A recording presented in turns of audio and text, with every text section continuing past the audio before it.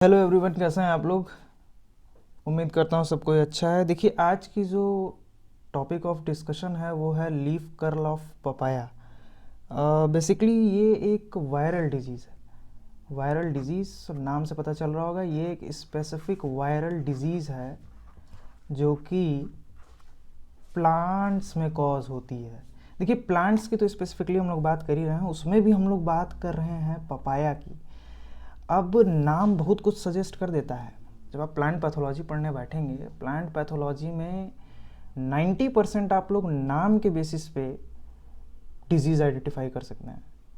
देखिए, leaf curl of papaya है, ये एक वायरल डिजीज़ है और इसके कुछ मार्क्ड सिम्टम्स होते हैं। कैसे पहचानेंगे आप लोग कि ये पर्टिकुलर डिजीज़ जो है एक वायरल डिजीज़ है।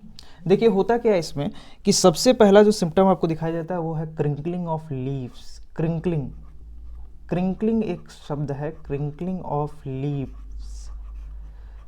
और एक होता है कर्लिंग ऑफ लीव्स। कर्लिंग, इसमें कर्लिंग भी होगी, ठीक है, कर्लिंग ऑफ लीव्स। अब लीव्स की बात हो रही है तो आप लोगों को टिपिकली एक लीव्स का स्ट्रक्चर पता होना चाहिए।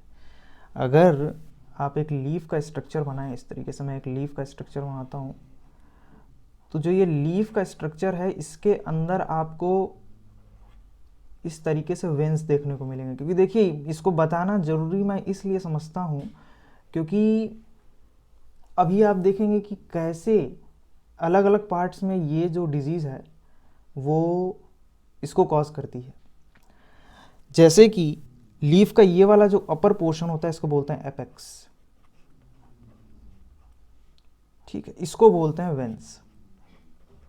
इसको बोलते हैं वेंस। देखिएगा, अभी आगे चल करके मैं अभी बताऊंगा इसको कि वेंस कैसे जो है अफेक्टेड होती है इस पर्टिकुलर डिजीज़ से। तो अब देखिए, एक एक एक वायरस है जो इसको कॉज कर रहा है।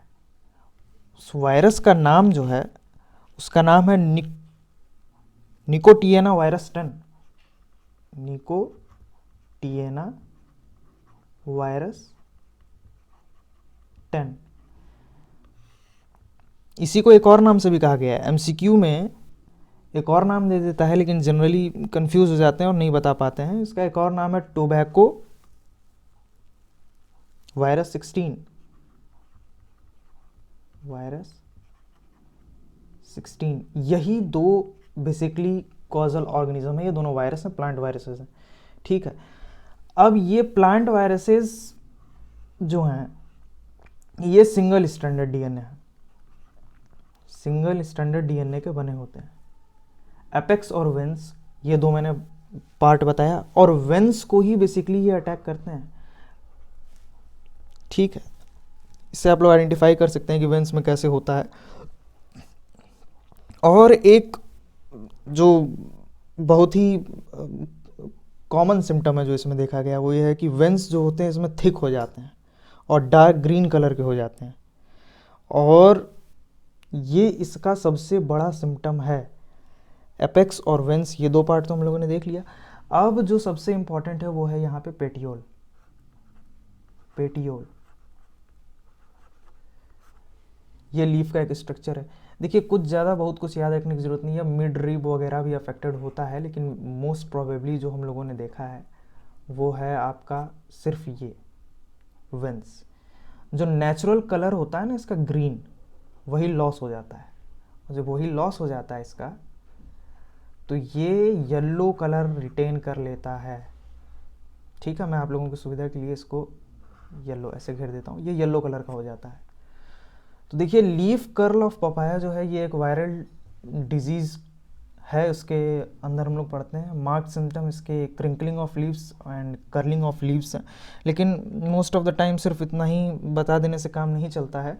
एक और चीज़ है जिसको हम लोग बोलते हैं, इसका एक और सिम्टम है जिसको हम लोग बोलते हैं वेन क्लियरिंग। वेन क्लियरिंग, यही मैंने अभी समझाया ना, वेन क्लियरिंग यही है। वेन क्लियरिंग में क्या होता है कि जो ये वेन होता है ना, वेन, ये वेंस जो मैंने अभी बताया, जो वेनेशन हम लोग पढ़ते हैं, रेटिकुलेट वेनेशन, पैरेलल वेनेशन, ठीक है, यही येलो कलर का हो जाता है। और यही बेसिकली रिस्पॉन्सिबल है इसको एक सिम्टम देने के लिए। तो देखिए पपाया की जो लीफ होती है वो कर्ल्ड हो जाती है इस तरीके से, ठीक है, इसके अंदर कर्लिंग हो जाती है।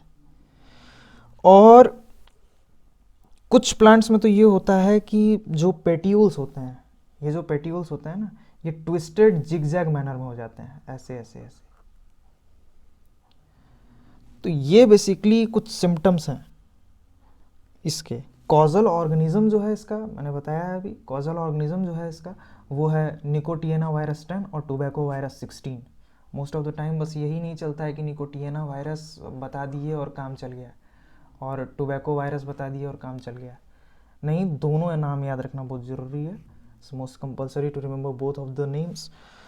और इसका ट्रांसमिशन कैसे होता है, देखिए ट्रांसमिशन समझना भी बहुत ज़रूरी है कि अगर आप ट्रांसमिशन नहीं समझेंगे तो आप बेसिकली डिजीज़ को आइडेंटिफाई करने का फिर कोई मतलब नहीं है। आप ट्रांसमिशन समझिए। The various papaya leaf curl is not mechanically transmitted, it can be readily transmitted by grafting और द जूस इनोकुलेशन। होता क्या है बेसिकली कि वायरस जो होता है तो उसके अंदर जो ट्रांसमिशन होता है, जो वायरस जो ट्रांसमिशन कर रहा है इस डिजीज़ को, ज़रूरी नहीं है कि मैकेनिकली ही बस हो, ठीक है।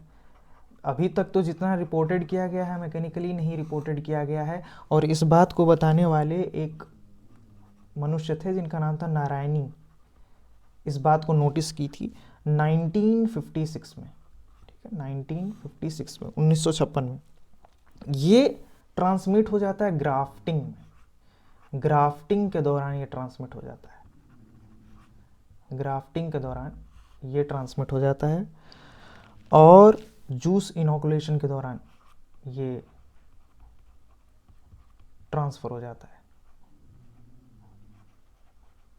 देखिए ग्राफ्टिंग में क्या होता है बेसिकली कि जब आप ग्राफ्टिंग कर रहे होते हैं, यानी कि जैसे सपोज करिए कि ये एक प्लांट है, इसको आपने कट किया एक पर्टिकुलर पॉइंट से और एक दूसरे प्लांट में ले जा कर के इसको आप लगा देते हैं, तो ये वाला पोर्शन जो होता है इसको बोलते हैं स्क्योन या SCION, स्योन कुछ लोग बोलते हैं, और इसको बोलते हैं स्टॉक। तो ग्राफ्टिंग तो बहुत ही इंपॉर्टेंट होती है। जब आप इसको जोड़ दिया आपने, ग्राफ्टिंग की, तो ये इसका हम लोगों ने बहुत ज़्यादा इकोनॉमिक इंपॉर्टेंस वगैरह सब कुछ पढ़ा हुआ है कि ग्राफ्टिंग में होता क्या है। बेसिकली ग्राफ्टिंग से स्पीड, ग्रोथ बहुत ज़्यादा हो जाती है, प्लांट की ग्रोथ बहुत रैपिड रेट पे होती है। लेकिन वन ऑफ द डिसएडवांटेज देखने को तो मिल रहा है। ग्राफ्टिंग एक बहुत बड़ा रीज़न हो सकता है इस वायरस के ट्रांसमिशन के लिए। इतना ही नहीं, ये ट्रांसमिशन बहुत रैपिड रेट पे हो जाता है। और होस्ट रेंज की बात करें तो सिर्फ और सिर्फ ये पपाया को ही नहीं अफेक्ट करता है, पपाया के अलावा ये टोमेटो को भी अफेक्ट करता है। फिर उसके अलावा ये जीनिया को भी अफेक्ट करता है और हॉलीहॉक्स को भी, ठीक है। ये एक स्पेशल तरीके का प्लांट है। अब बात करें इसके डिजीज़ मैनेजमेंट की, तो डिजीज़ मैनेजमेंट अभी तक इसमें कुछ खास नोटिस किया नहीं गया है, समझ रहे हैं ना आप लोग। डिजीज़ मैनेजमेंट अभी तक कुछ खास नोटिस नहीं किया गया है।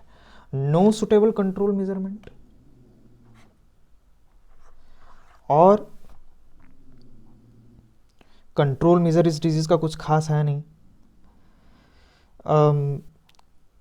ज़्यादा से ज़्यादा ये कर सकते हैं कि थोड़ा सा प्लांटेशन और वाटर ज़्यादा से ज़्यादा सप्लाई कर सकते हैं, लेकिन वो भी बहुत ज़्यादा रिस्पॉन्सिबल नहीं होगा इस डिज़ीज़ को वो करने में। लेकिन फिर भी इतना ही आइडेंटिफाइबल सिम्टम्स है। देखिए ये था थोड़ा सा overview leaf curl of papaya. ये बहुत इंपॉर्टेंट हो जाता है एग्जामिनेशन पर्सपेक्टिव से, लेकिन मैंने इसमें बहुत कुछ डिटेलिंग पढ़ सकते थे, लेकिन इंपॉर्टेंट पर्सपेक्टिव इसका सिर्फ इतना ही है। Thank you. उम्मीद करता हूँ आपको ये वीडियो बहुत अच्छी लगी होगी। वीडियो को लाइक कर दीजिए, चैनल को सब्सक्राइब कर दीजिए।